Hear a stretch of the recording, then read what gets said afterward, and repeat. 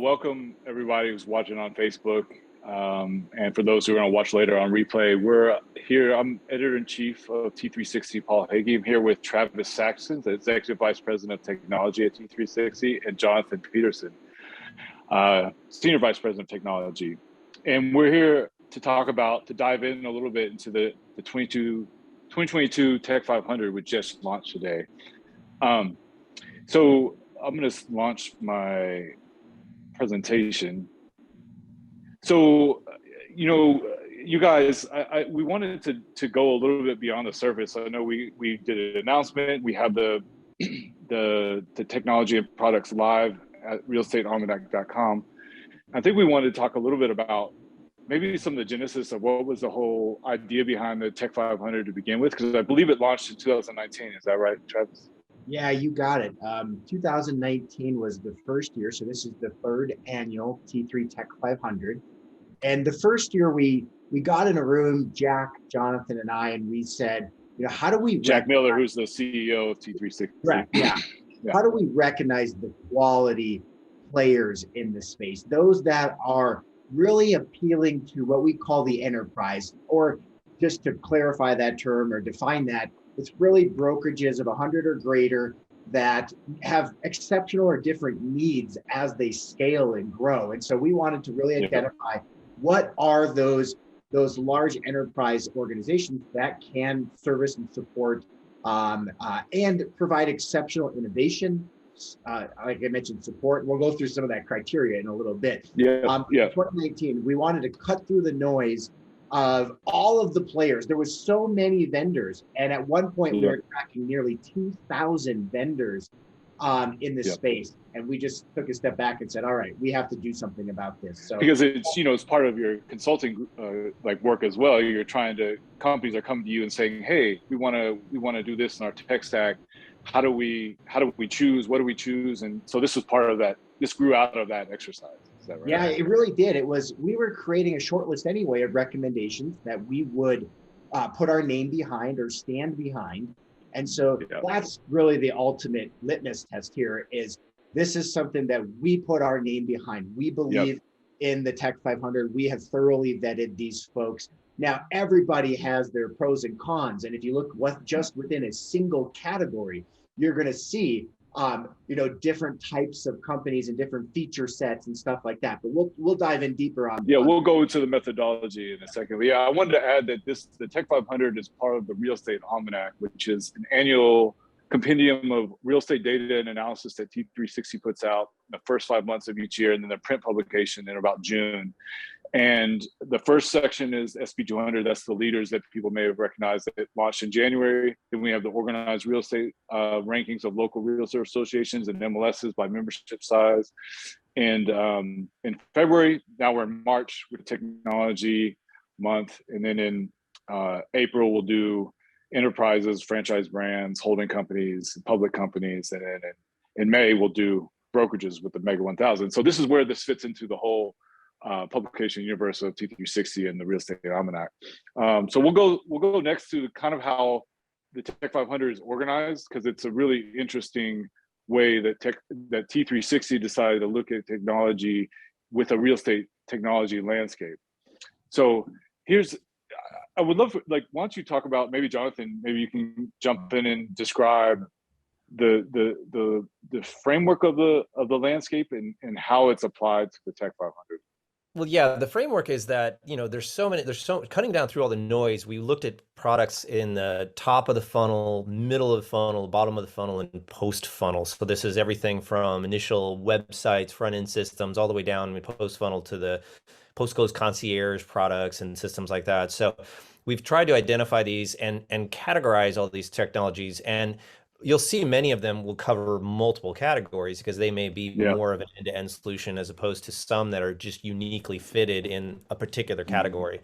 But this way, when you say top of funnel, you mean that's the technologies kind of servicing that brokerages needs a top of funnel lead or customer relationship? Yep, Yeah. exactly. And so the idea is that a broker can go in here, and if they're looking for solutions, or they're having a challenge with a transaction management system or back office, or want a new website provider, they can go in here and see who provides that service and do some comparative analysis and whatnot through that. Great. And so if you're looking at the screen on the left, there's those 7 sections, and that's they're broken up into by the consumer journey, those 4, and then there's enterprise, brokerage platform, and other technologies. And within those are individual categories, such as what you see on the right, enterprise software, top of funnel, or those are sections as well. But you can see within the items below them, those are the actual categories. And Travis, I would love to hear, like, we have 65 total categories within the Tech 500. Describe how categories are defined and how we are organizing the technology within them. Yeah, so first and foremost, this is also how we think when we analyze brokerage companies or franchises or even MLSs and associations. Now, their categories might be a little bit different, but functionally, they're very similar. So we go from the top all the way down to the bottom and into the post funnel. And then there's a few categories that, like broker platform, that doesn't really touch the consumer, but it's something that we operate on as a brokerage industry. And then, as you see, there's 13 solutions recognized under other, and those folks just don't fit into a conventional category. Doesn't mean that they are any less or more important. It's just over time, we add maybe 1 to 2 new categories a year. And so breaking down a category, CRM is a very common one, right? Like, there's a lot of players in the CRM space. And I think we track somewhere between 15 and 20 CRMs in that respective category.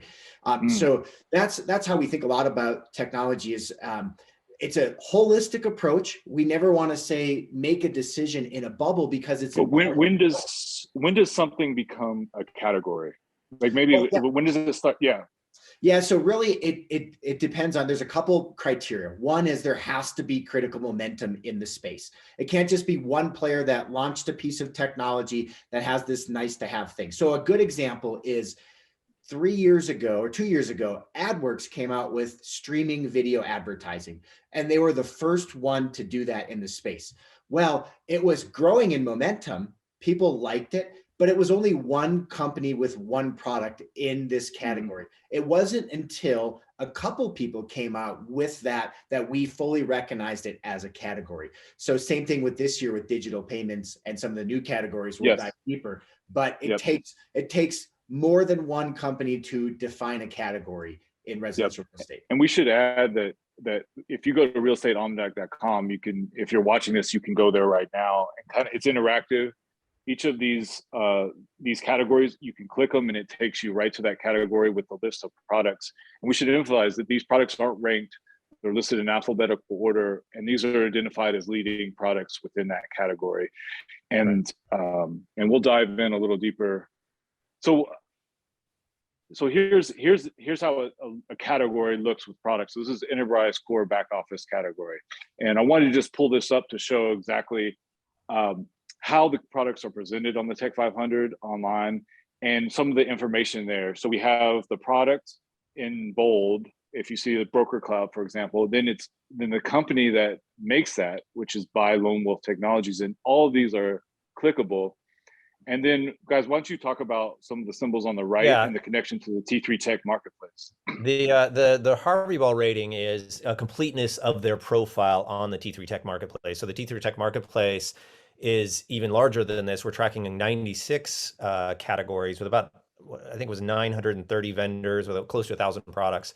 And this is in there, there's a profile where they can kind of flesh out the profile, and this is the completeness of the profile. So what's meant to be is the users on here, they can see, oh, all the information I would probably need about this company is complete on that profile.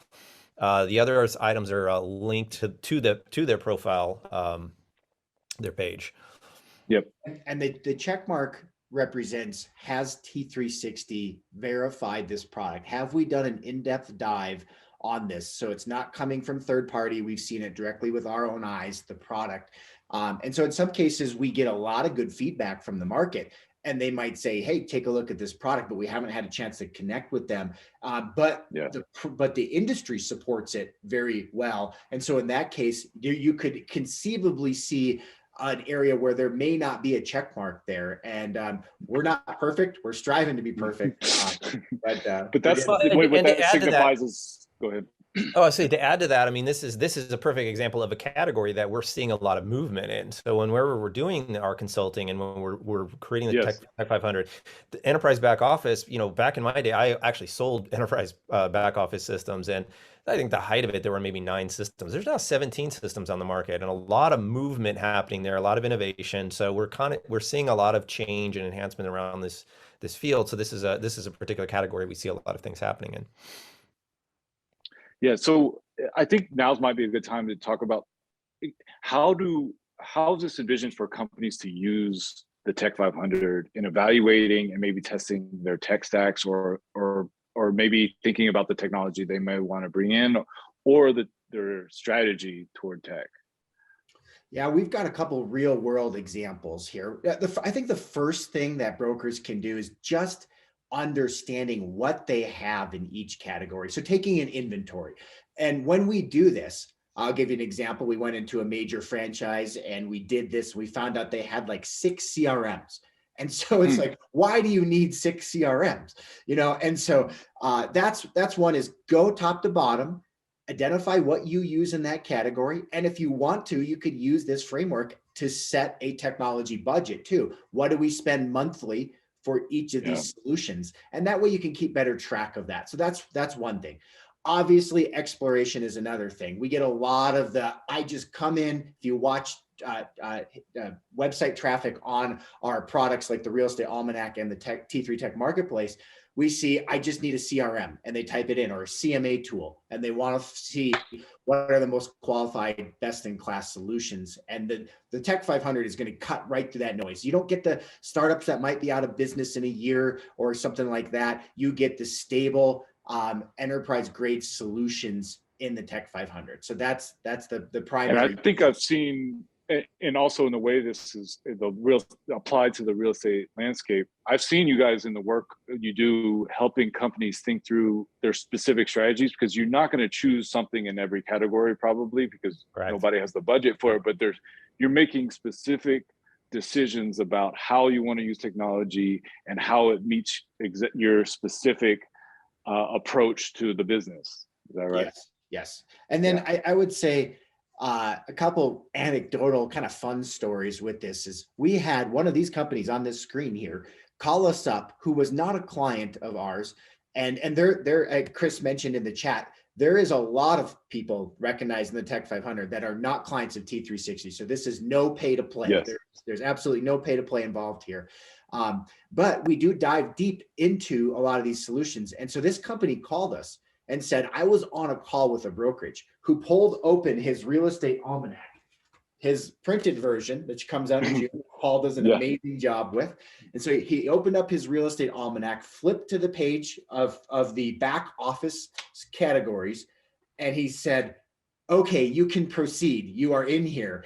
And so he basically cut off the vendor and said, I use this as my Bible. Well, it's a good anecdote about the utility, or the idealized utility of this list or this presentation, because it goes a lot of work, and we sincerely are looking at trying to present the best technology in these categories. And with that, I think we should spend some time on the methodology.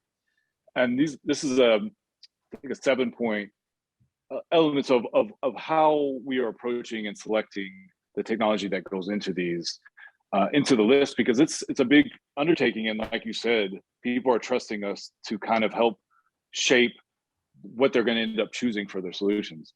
So maybe it'd be great to go through each of these.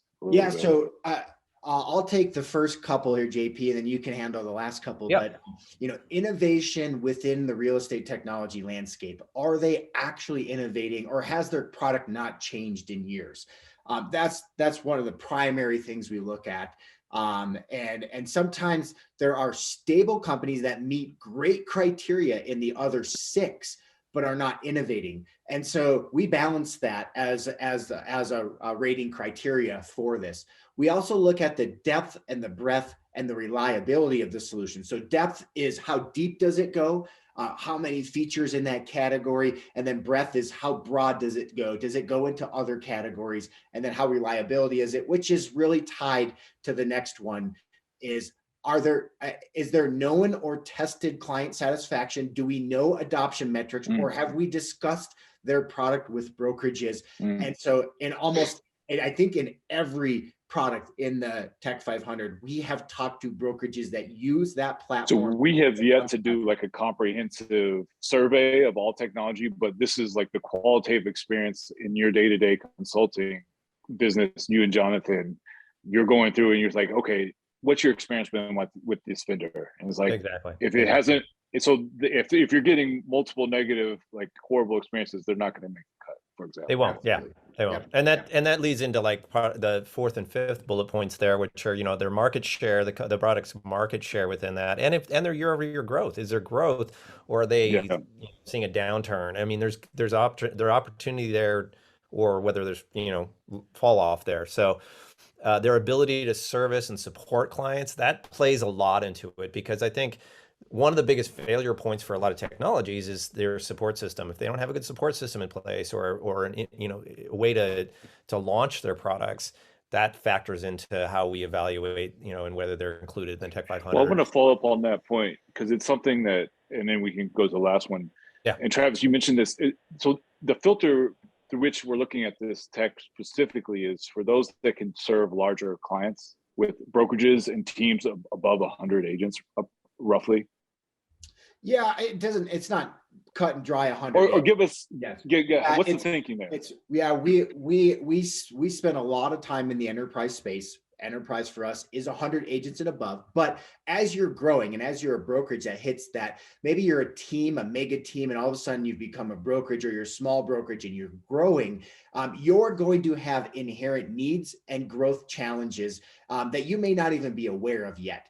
And your technology that you likely graduated or were born out of is not going to cut it as you get to 50, 75, 100 agents. So that's where this is a confidence rating, basically, of us saying these are the people that can support and service large brokerages. So, okay, that's a good, important distinction that I think readers and visitors to the site should know, because like there's some smaller startups that might be good, but like they may not have the scale or support to service maybe a team or a brokerage above 50 agents or 75 agents. And we see a lot of tech that comes across our plate. I would say almost daily, almost once a day, we get a new technology put on our radar that we then immediately add into our tech marketplace as a way to categorize it and store it.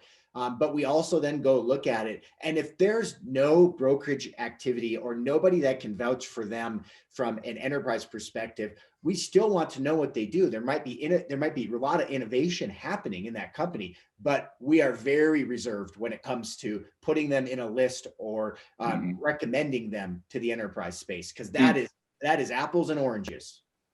Completely. And Jonathan, you want to hit on the last point? That kind of, like you said early on, and a lot of this is anecdotal still. It's not a survey we've done, but we do want to see, is there leadership in the respective categories, and what's their overall impact in the industry? Are they influential in the industry? Are they coming up with innovation? Are they part of the industry? Are they really servicing the industry in a good way?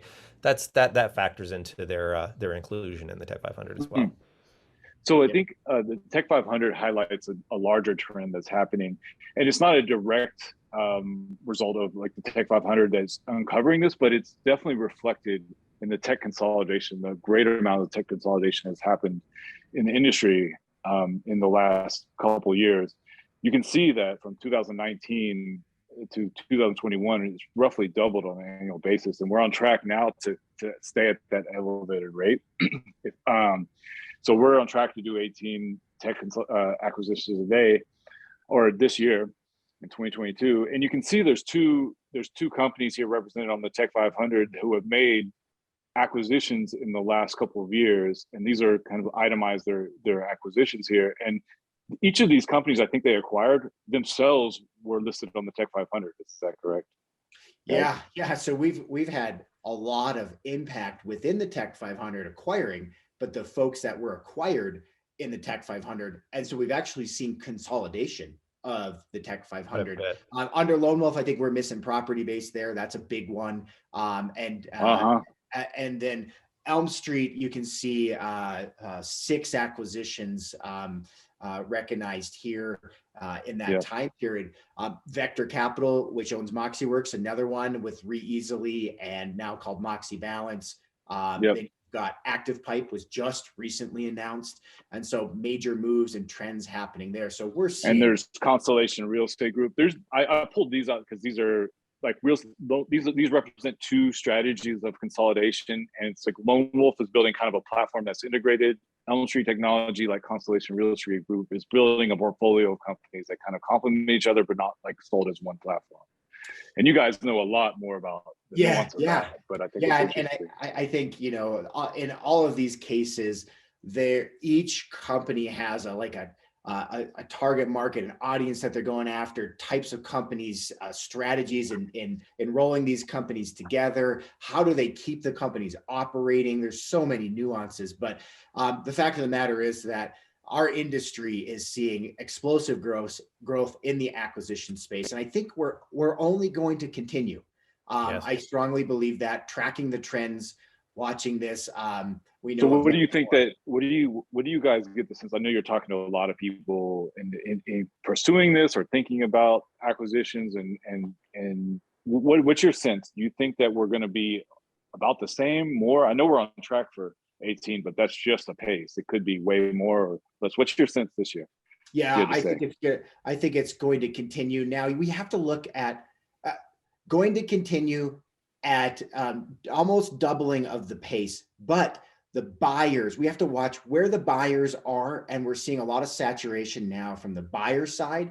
And so it's going to be hard to say, you know, that we're going to continue this pace. But because we're seeing more money come in from the sidelines now, you're going to see another batch or another wave of unknowns, mortgage, title, insurance, other national franchises and stuff that aren't the mainstream names. Now you're going to start to see some of those come in and make kind of like CoStar Group potentially.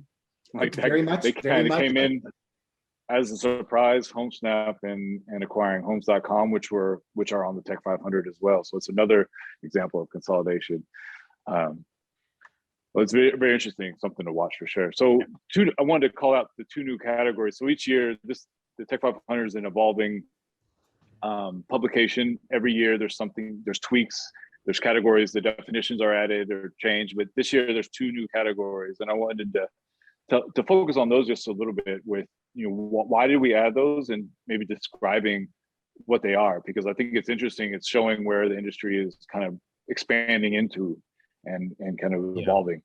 Well, and I can take digital payments, and maybe Travis, you can take data services. So digital payments is one we added because there's been a lot of movement here with industry-specific systems that are processing digital payments, whether it's, you know, earnest money or whether it's any end payment within a brokerage or an organization.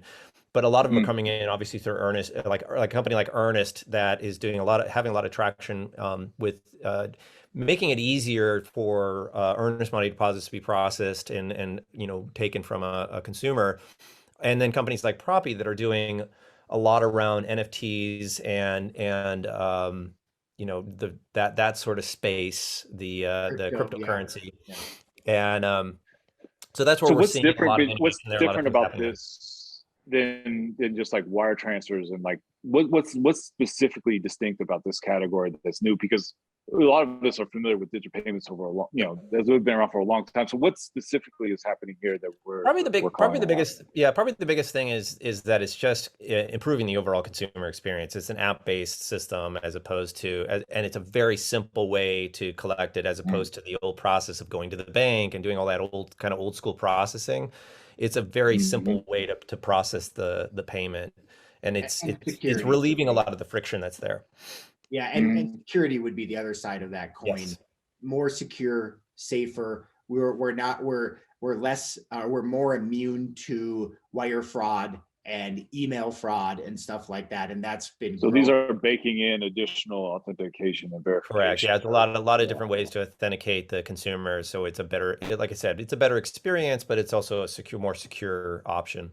Yeah, that's really valuable because I know you guys, like when you're calling in the wire sometimes and you're just saying the numbers, and it's terrifying. So this is a kind of a modern way to at a Starbucks on your phone. Yeah, exactly.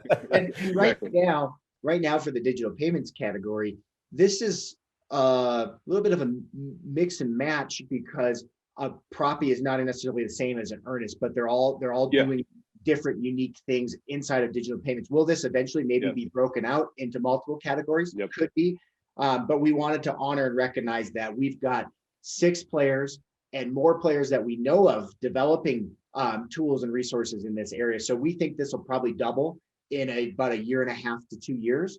And then we'll reevaluate the category, but a lot of traction. So this one's kind of the up and coming category, right? And then the data services is one that has been around for actually quite a while, but now we're seeing more sophistication in there. I think the primary use, and you and I just wrote an article on this for our T3 Insights newsletter, is we're seeing 460 some or 480 MLSs trying to aggregate those. And if you're a brokerage like a Howard Hanna, for example, that is across multiple footprints, they actually use Constellation as their aggregator for data, because that is impossible for a brokerage or even another tech company to go out and try to wrangle.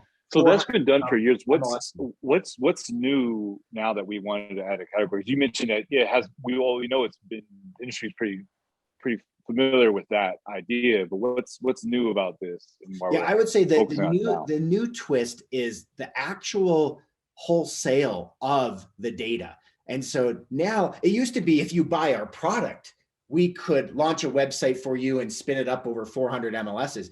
Now you can actually, an ActivePipe, a LionDesk, other companies actually use Constellation's data to power their platform. Or some of these others, they can just feed like through an API, I see. So just one. Even I just had a chat with LiveBuy this morning, and LiveBuy is a great example of they've aggregated neighborhood boundaries for tens of thousands of neighborhoods across the US. And so if you're a brokerage, you can go write neighborhood pages and manually do that, or you could click a button basically and have them piped into you so that you can have data and mold it and scale it from the neighborhood perspective. So that's where someone like LiveBuy comes in.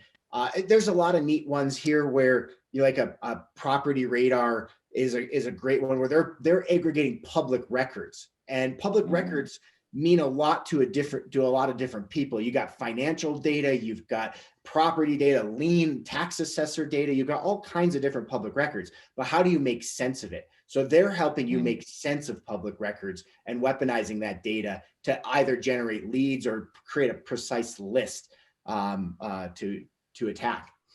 All right. Well, I think these are good. That's a good overview of these two. It's interesting. I want to talk a little bit about what do you see coming. I think we talked in prep for this call. There's some of the things you're keeping an eye on, and potentially maybe a new category or developments in categories here. Like, maybe you can spend just a little bit of time. We have a few minutes left. Maybe some of the things that are catching your eye. What do you think is coming in 2022 and may be added in 2023 edition of the publication? Well, yeah, offer management is one where we've added that as a new category, and we're seeing a lot of attention being played there just for a visibility standpoint. I mean, there's multiple offers on properties, and the trend has always been to present offers in a Excel document or a Google document, and this is actually more systemizing it and then providing a consumer experience for visibility into those particular offers. So. It's a different experience, and there's a lot of attention being played in this category for that reason. Yeah, we see some compelling new technologies around that, where it's kind of exactly nascent. A lot of neat products there. We saw a big announcement out of Stellar MLS just 2 days ago with SkySlope building an offer management platform for them. So even some of the incumbents in the transaction management space are looking at this category going, we need to go there. Lots of traction. The next one is really the hub and spoke. I would say the number one trend that we're seeing in brokerage is their ability to take their disparate technology tools. The average brokerage uses 12.4 technology solutions. And so how do you create a seamless, unified experience around your brand and around your brokerage when you're just telling your agents to go log into 12 different systems with different user interfaces? So this is a big one that we're seeing as a major. So you're talking about a single sign-on with API integrations through all the core brokerage tech, essentially. Single ways to get into applications that might do different things, but allows me as a brand to have a central rally point and focus on something that I can train my agents on and say, go here, everything is here. So that's a big one. And then in the listing area, coming soon, listing coordination is growing in a major way. And we think this will probably be one of the next categories we entertain adding into the Tech 500. But what is listing coordination? Taking the listing from inception and coming soon all the way through to offer and all the little steps along the journey, open houses, flyers, brochures, CMA. And this has a special kind of attention now because of clear cooperation policy and all the nuance that's developing around that. And everybody knows how valuable that, the exclusive listings are for brokerages and offices and in-house versus. So I imagine there's a lot of attention there. Calling out one company in that area, Brokerage Engine's doing a fantastic job of coordinating all of those tools that you would sign into and leverage, even to your seller report to tell a seller how much traffic they got. So if you think of that journey from the moment we're about to get a listing coming soon to the moment we have a listing and we're collecting offers on it, it's that whole funnel in the middle there. And then the final one on here is forms, where we, given the announcement last May that NAR was discontinuing the partnership with SIP, there's been a lot of movement in the form space with new products or new companies coming into it, both from, existing like DocuSign and SkySlope and Dotloop, as well as some new players who are moving into that form space. So we're tracking a lot of business in that. Yeah, that's a big deal because ZipLogix kind of had a hold on that. They did for a long time. Yeah, for a long time. And because of its relationship with NAR. They still do in a lot of markets, but there's been a reevaluation. There's a lot of boards and associations that are looking for alternatives and as a result, there's been a lot of movement in that space.